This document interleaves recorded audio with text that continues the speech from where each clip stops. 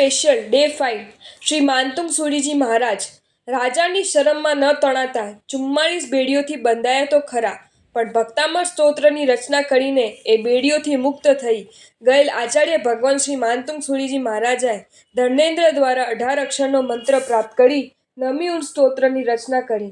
અંતે અનશન કરી સ્વર્ગે પધાર્યા. પૂજ્ય આચાર્ય ઉદ્યોતન સુરી મહારાજ રીમ દેવીના મુખથી કથા સાંભળી તેને સંકલિત કરીને પ્રાકૃત ભાષામાં 13,000 શ્લોક પ્રમાણ કુવલય માલા નામના ગ્રંથની રચના કરનાર પૂજ્ય આચાર્ય ઉદ્યોતન સુરી મહારાજનું બીજું નામ દાક્ષિણાયક સુરી હતું. એમની આચાર્ય પદવી વડલાના ઝાડ નીચે થવાથી એમના પછી નિર્ગ્રંથ ગ્રચનું વડગજ એવું 5મું નામ પ્રચલિત થયું. શ્રી મુનિચંદ્ર સુરી મહારાજ વાદિત વેતાલ શ્રી શાંતિ સુરીએ પ્રસન્ન થઈને જેમને વિશેષ શાસ્ત્ર અધ્યયન કરાવ્યું હતું એ પૂજ્યપાદ આચાર્ય ભગવાન શ્રી મુનિચંદ્ર સુરી મહારાજે દીક્ષાદિનથી આ જીવન 6 વિગયનો ત્યાગ કર્યો હતો. એ તો ઠીક, પણ જીવનભર 12 દ્રવ્યો જ વાપર્યા હતા. અનેકાંત જય પતાકા વગેરે અનેક ગ્રંથો પર વૃત્તિ રચનાર આ મહાપુરુષ નૈષ્ઠિક બ્રહ્મચારી ઉપરાંત તાર્કિક શિરોમણી હતા. શ્રી જગતચંદ્ર સુરી મહારાજ આહાડમાં 32 દિગંબરાચાર્યો સાથે વાત કરી વિજય મેળવવાના કારણે મેવાડના રાજા જયદ્રથસિંહે જેમને હીરલાલ જગચંદ્ર સુરી એવું બિરુદ આપેલું એ પૂજ્ય આચાર્ય શ્રી જગતચંદ્ર સુરી મહારાજ આ જીવન આંબિલની તપશ્ચર્યા શરૂ કરી અને એમાં 12 વર્ષ વ્યતીત થયા ત્યારે એ જ રાજાએ તેમને તપા એવું બિરુદ આપ્યું અને તેથી સંવત 1285થી નિર્ગ્રંથ ગચનું તપાગચ એવું 6ઠ્ઠું નામ પડ્યું કે જે આજ સુધી ચાલુ છે.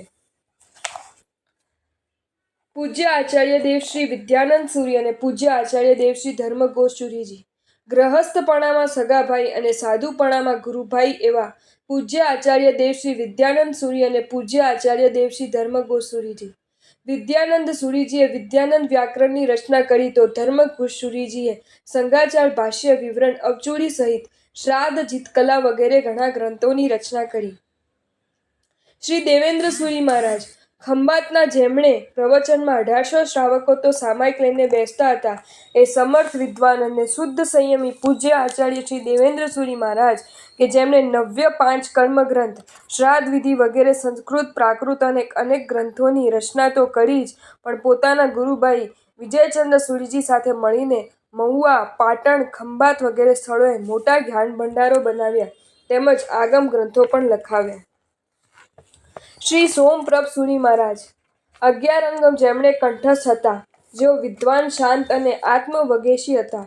જ્યોતિષ વિદ્યામાં નિપુણ હતા. અનેક જીન મંદિરોની પ્રતિષ્ઠા પેથટ કુમારે જેમની નિશ્રામાં કરી હતી એ પૂજ્ય આચાર્ય દેવ શ્રી સોમપ્રભ સુરી મહારાજ.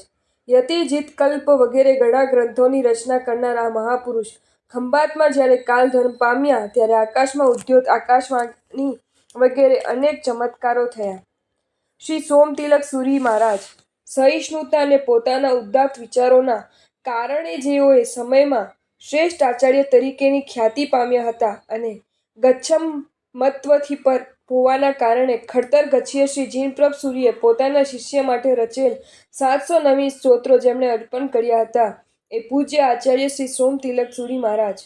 બૃહદનવ્ય ક્ષેત્ર સમાસ, સપ્તિ શતસ્થાનક ગ્રંથ વગેરે અનેક ગ્રંથોની રચના તો કરી પણ પોતાના ગુરુદેવે રચેલ 58 યમક સ્તુતિઓ પર વૃત્તિ પણ રચી. શ્રી દેવસુંદર સુરીજી મહારાજ 300 યોગીઓના પરિવારવાળા ઉદયયા નામના યોગી પણ જે સુરીજી પ્રત્યે આકર્ષાયા હતા એ પૂજ્ય આચાર્ય શ્રી દેવસુંદર સુરીજી મહારાજ મહાપ્રભાવક અને સમર્થ વિદ્વાન તો ખરા જ પણ આ સૈકામાં તાડપત્રનું સ્થાન કાગળોનું લીધું. તાડપત્રો પર લખાયેલા અનેક જૂના ગ્રંથોને કાગળ પર નકલ કરવામાં આવી. ખંભાત વગેરેના ગ્રંથોનું કાગળો પરનું સંસ્કરણ દેવસુંદર સુરીએ કર્યું. આચાર્ય સોમ સુંદર સુરી 7 વર્ષની વયે દીક્ષા અને 27 વર્ષની વયે આચાર્ય પદવી. ધન્ય નામ એ પૂજ્ય પુરુષનું આચાર્ય સોમ સુંદર સુરી. ગચ્છ નાયક બન્યા પછી ગચ્છની સાર સંભાળ માટે અને ગચ્છની વિશુદ્ધિ ખાતર સાધુ મર્યાદા પટક બનાવી તે મુજબ ગચ્છનું સંચાલન કર્યું. રાણકપુર તીર્થની વિક્રમ સંવત 1496માં થયેલ પ્રતિષ્ઠામાં આ મહાપુરુષે નિશ્રા પ્રદાન કરી હતી. 99 વર્ષની વયે કાલધર્મ પામેલા આ મહાપુરુષની વિદાય પછી 40 દિવસ સુધી કોઈ માછીમારે જાળ નખી નથી. आपको ये वीडियो अच्छा लगा हो तो इसे लाइक करें और शेयर करें, और ऐसे ही नए नए वीडियोज़ देखने के लिए सब्सक्राइब करें हमारी channel Jain facts and stories को।